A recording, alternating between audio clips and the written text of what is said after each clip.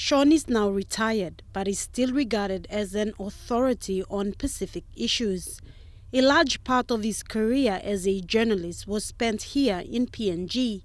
He says Sir Michael is a remarkable man. Sir Michael is absolutely unique.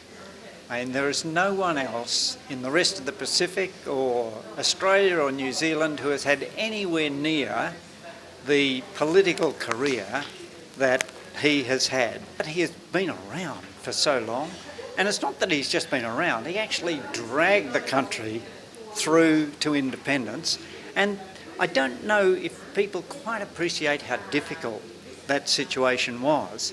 In his preparation for today's press club event, Sean read a book that was recently published in Australia. It contains Australian cabinet discussions in the 1960s and 70s about their territory back then and their feelings towards their role in governing this complex territory. Now, the Australian administration, according to the Australian cabinet papers of that time, were worried that PNG was going to fall apart on them and they'd have to put it back together again. So Australia was pretty pleased. It now reveals that Australia was pretty pleased to get out when it did.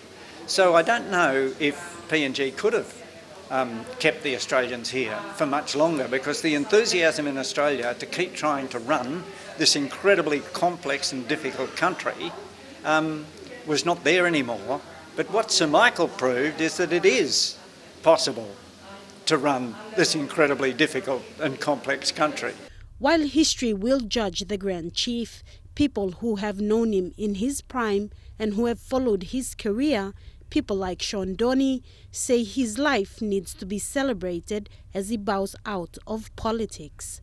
But the reality is his people in the CPIC kept putting him back in again and again and again.